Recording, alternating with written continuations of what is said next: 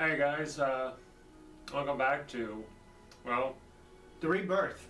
rebirth, yeah, of our nostalgia reviews. This one kind of came about almost impromptu, but it is something that we had talked about doing last year, but we just didn't get to. Let's just set the scene up. So this dude had to work tonight, and I thought I would watch an older movie from me childhood, and I guess you saw it through the window. I guess you saw the TV through the window. Uh-huh. And as soon as you open up the door, you say, Home Alone? Really? Because, I mean, this is a great movie, but I was like, it's still a little early in the month for Home Alone. It's only the 9th, 10th. It's only the 10th of... Yeah. Of course, by the time you watch this, it'll probably be the 11th or so. Yeah. But I was thinking, I've been thinking about Home Alone for a couple of days, and I was like, you know what, I think I'm just going to bite the bullet, open it up, because we've had this movie set for, what, 3 years, 2 years now, and we've never even opened it. So, I did, and we finished watching it, and we started bullshitting about it, and we're like, hey, why don't we just make a video? Instead of just talking about it, why don't we talk about it? yeah. So, And this is actually how our movie reviews actually came about. We would watch something, and then we'd go out on the patio and have a smoke and a drink and talk about it. And we were thinking, you know what? Maybe people would actually want to hear what we have to say. So Yeah. let's do it. And the reason why we're giving you a history of it, because it's been a while since we've done one of these, so blah, blah, blah, blah, blah. So Yeah. we're going to review Home Alone. yeah, we pretty much started, I mean, really, this is pretty much what we do when we watch a movie anyway. We just decided to put a camera in front of us to do it. We watch a movie and then we talk about what we just watched for 10-15 minutes. Yep. So, So, here we go. Home Alone. You want to give the history? You're better at that than I am. Debuted, I think it was November 16th, 1990. I think that's right. I think it's November 16th. Written by John Hughes, directed by Christopher Columbus, of so many movie fames, including I'm thinking of that Big Bang Theory episode where they celebrate Christopher Columbus Day. Goonies, Young Sherlock Holmes, and Gremlins. Gremlins, yeah. He also directed the first 2 Harry Potter movies. Yes. And, of course, huge in the 80s John Hughes, of basically every Brat Pack movie fame, plus Uncle Buck, Home Alone 2, who else? What else did he do? That's about it, but that's all the big ones. And we got John Hurd, and what's the mom's name? Oh, I don't know. I don't remember her name. Anyway, lots of good people. You know, of course, Mac and Daniel Stern and Joe Pesci. Great stuff. Awesome. Still John Candy. John Candy, yes, who did all this stuff in less than one day, and yeah, timeless classic. Truly is. Christmas movie. You watch it today, and it still looks like it could have been shot last year. Mm-hmm. It definitely holds, really Very holds well. up well. And it's just one of those movies that you just can't help but enjoy. Mm-hmm. You know, yes, it's ridiculous, and that's some of the stuff we're going to talk about. But Yeah, it's just pure nostalgia. it is, because we used to watch this. My grandmother had copies of both of these on videotape, and we would go watch it every Christmas when we went to her house at Christmas time. And so, It's You gotta kind of- start remembering to breathe, I man. know.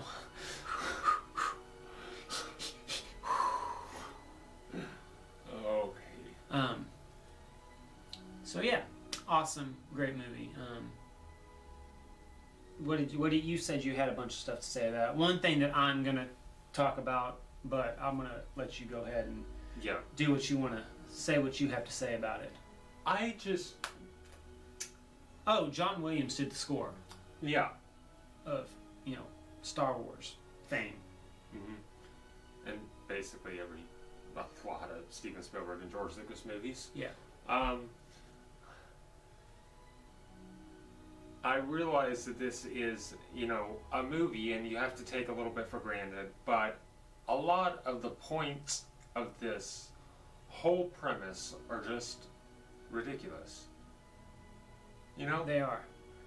First, let's start, you start at the beginning with the fact that Kevin's he's just a little shit.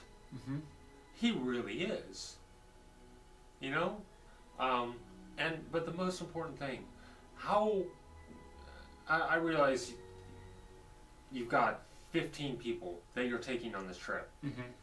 But how do you miss that your son isn't there? And I know what they had set up, but seriously, you're just gonna just count some random person that you can't see? Be like, oh yeah, that's him.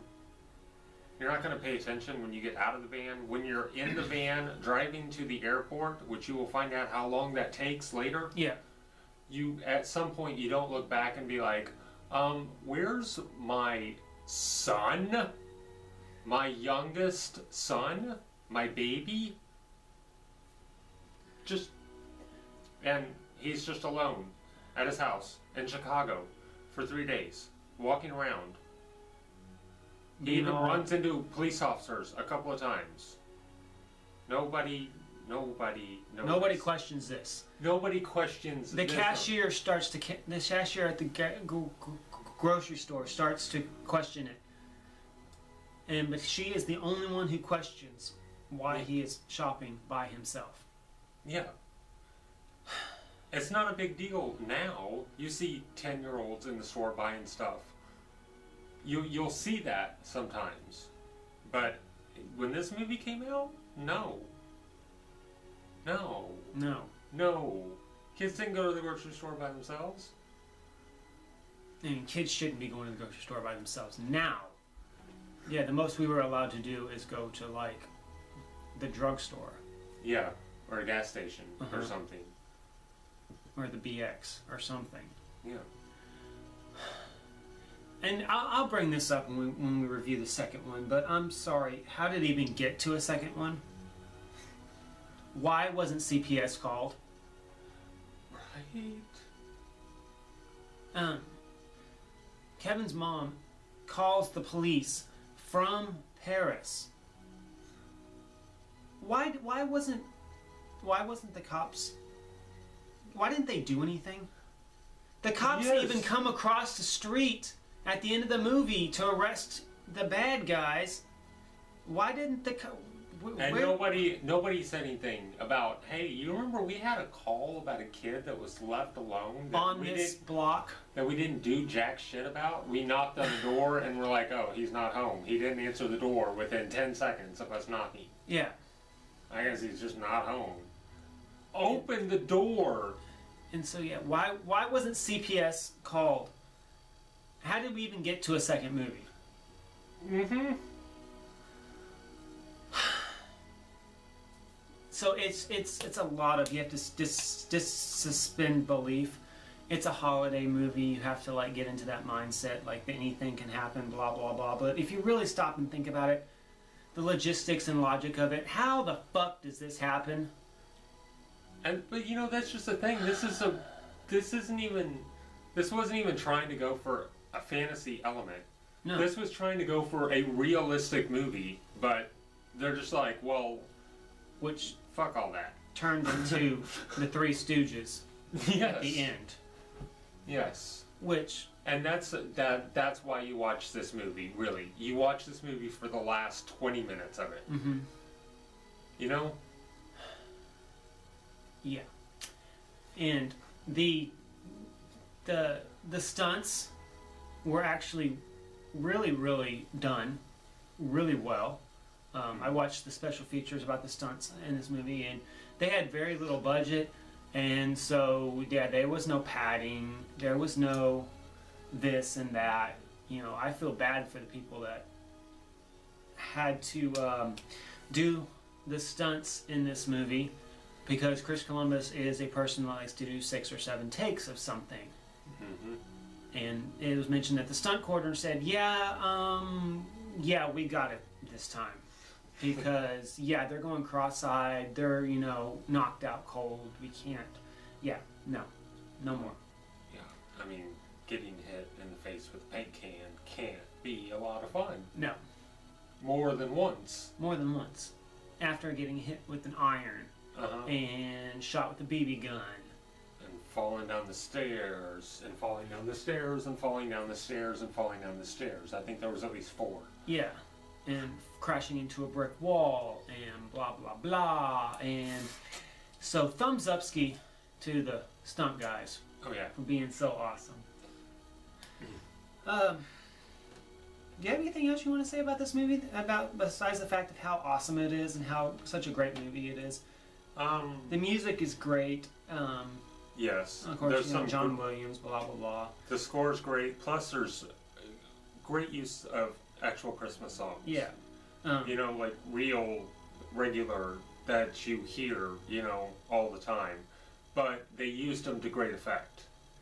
And it's one of those things that get ingrained inside your head. Like, I'm at work and I hear "Rocking Around the Christmas Tree," I can't help but think of the. And it's not just because I just watched it, but I think about this all the time whenever I hear the song. Is them Kevin throwing the house party by himself with the marionette or the department store dummy puppets and blah blah blah. So you just can't. And the giant cardboard cutout of Michael Jordan, yeah, which apparently they just had. Well, if you look, it's actually a poster that's in Buzz's room. Oh, okay. Yeah. But slight to go to the side for just a second. How did he put that together? He had no time. I remember that every time I watch this movie. He had like hardly any time to do that. Yeah, he had maybe a couple of hours. Yeah. How did he set all that up? And how did he set up all the traps? I'm sorry, well, that kid is not that smart. Well, he did. I mean, no 8-year-old kid is smart enough to think up that much stuff that quick. Yeah. I don't care if your family's rich and you live in a big, huge house and you got this crap laying around. And you have the room to set them all up. Yeah. Okay. Yeah, I'm gonna segue into something that makes absolute no sense whatsoever. You go to your big one, yes. This is gonna be my big one. This is my biggest gripe about this movie, and if they're supposed to make it so realistic, they kind of like totally screwed the pooch with this one thing.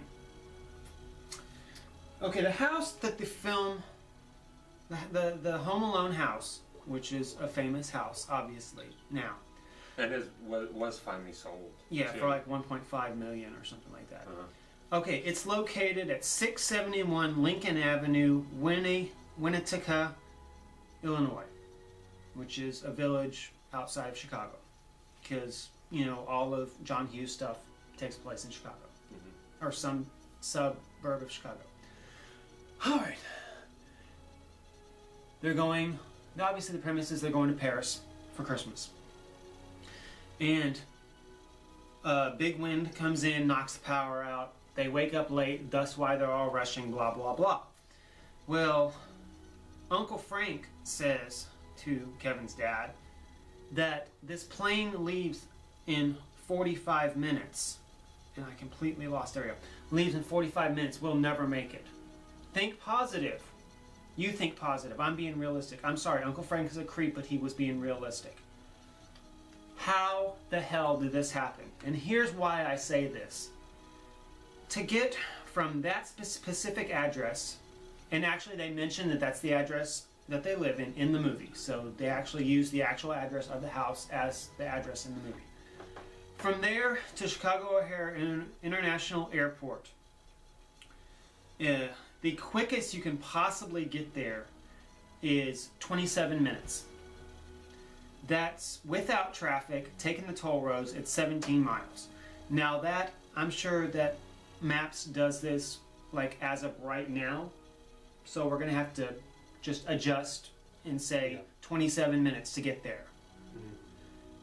Their plane leaves in 45 minutes. That gives them 18 minutes after they get there to get to their gate and get on the plane, which conveniently has not taken off yet. I'm sorry. It's one of the largest airports on the planet, and they're flying internationally.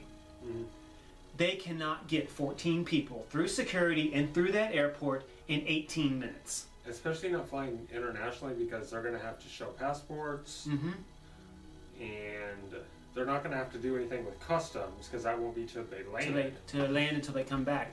But still, really, you expect us to believe that even if they can get to the airport on time, that they're going to get through security, tickets, blah, blah, blah, blah, blah, blah, everything that you have to go through when you're flying. Now, I've never flown internationally, but I know it takes like twice as long to get through. There is no damn way you can get through 14 people through in 18 minutes. They couldn't even get to their gate in that amount of time. No. I mean, let's be realistic.